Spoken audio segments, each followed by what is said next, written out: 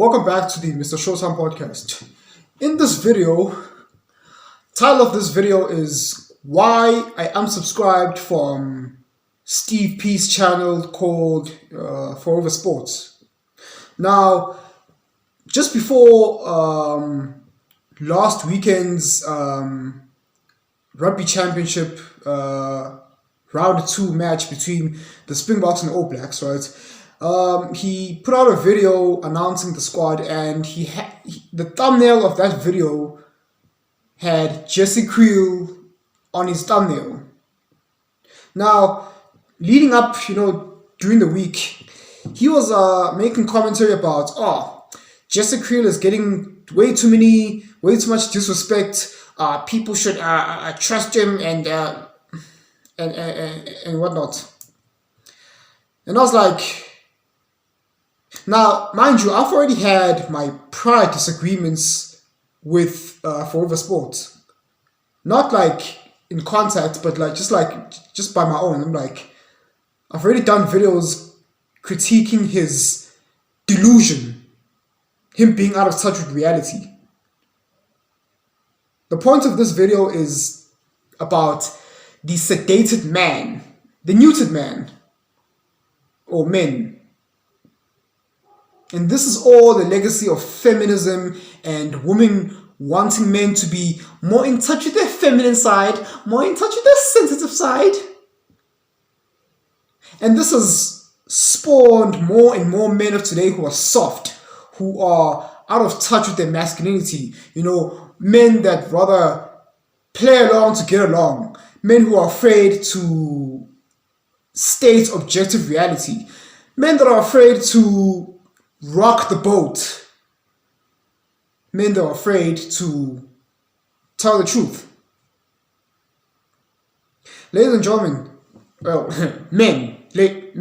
gentlemen, if you think that every single man is supposed to get along and we're supposed to see eye to eye with everything, you lost the plot. You're crazy. Because that's not how reality works. That's not how life works. Now, upon those disagreements, it doesn't always spell personal conflict, or it doesn't always have to spill over the borders of disrespect or personal animosity. No. We all have different views and different opinions. We're all entitled to our opinion. But to sit there, again, there's levels to this.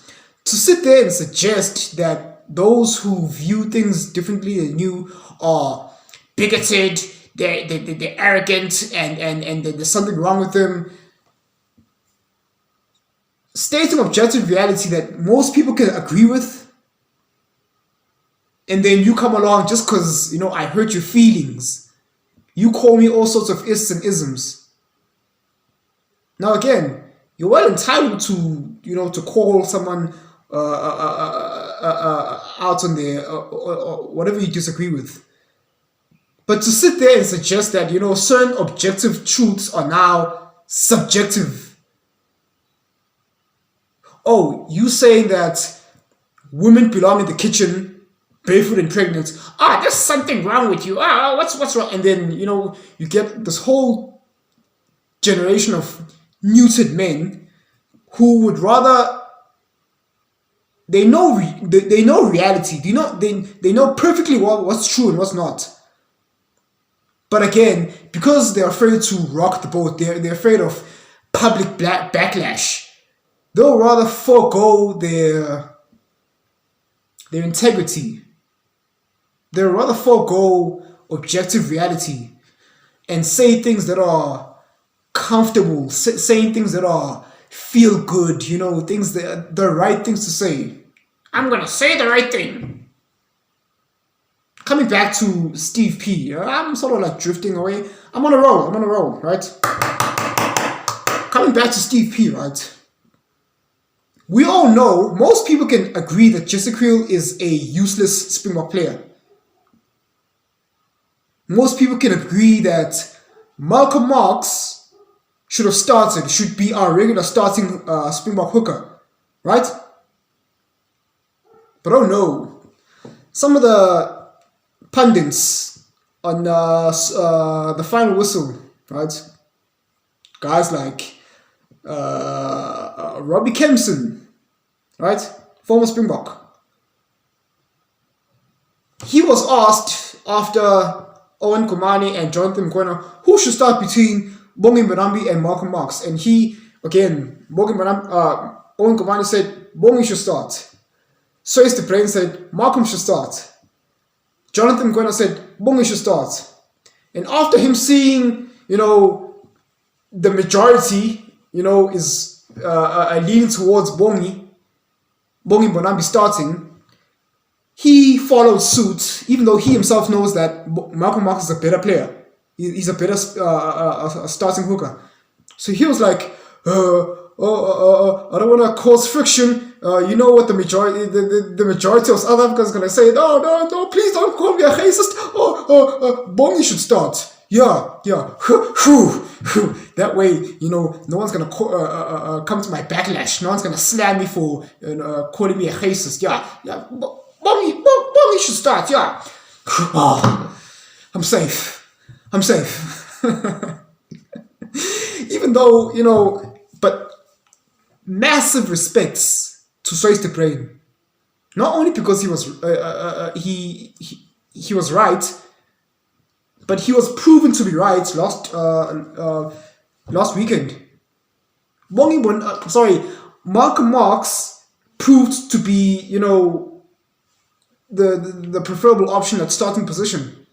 So massive respects to Sois de Brain. He was right. And he got proven to be right. I was one of the few people that co-signed the Super Sports YouTube channel.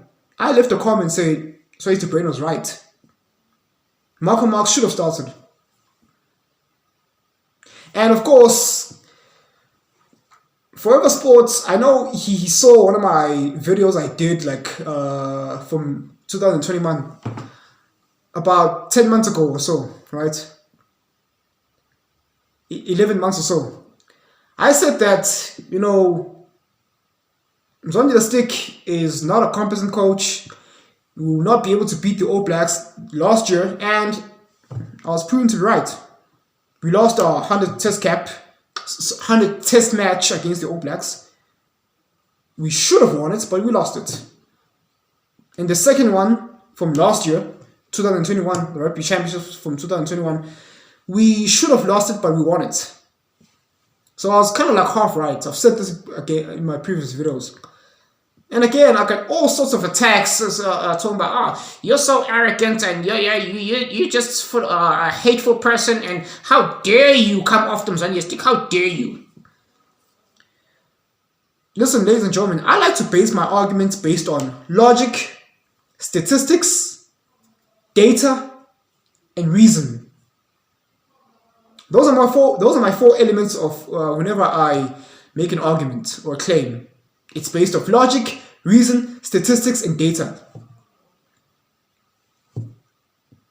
I did a video titled "The Springbok Coaches, the Unworthy and the Unworthy and the Weak."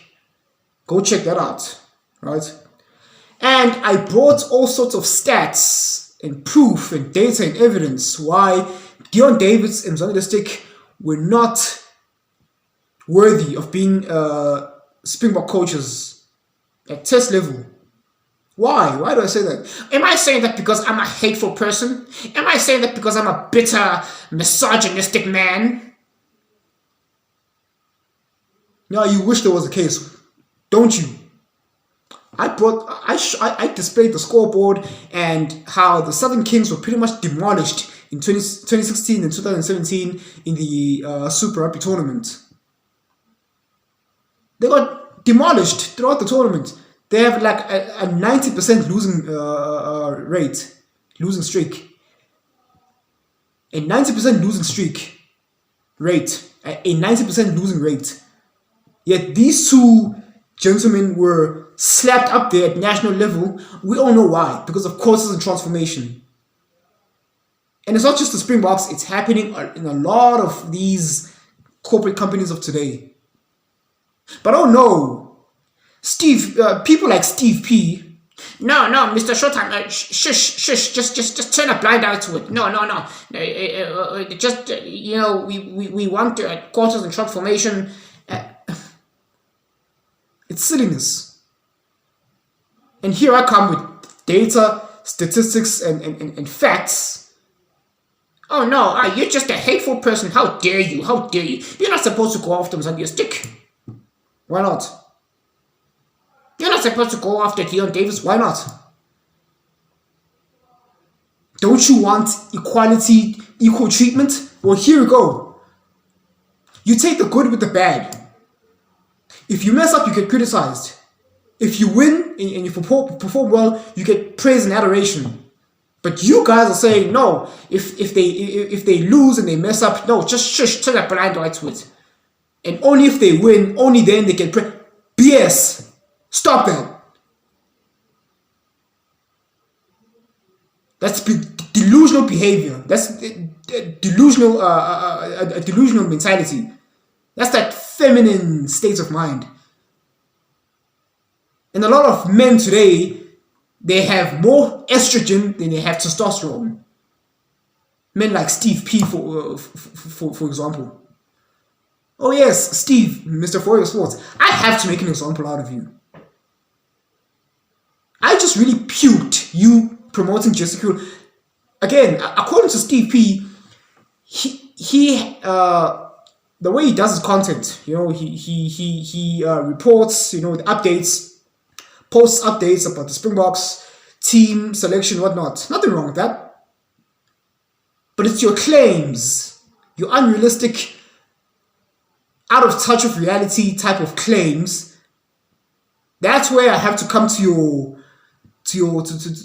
your slamming. That's where I have to throw you in the slammer. That's where I have to throw you in the clink, the slammer, right? That's where I have to come down on you on a ton of bricks, because I've proven my claims. My claims are based off stats and statistics, logic and reason. What are your claims based off of?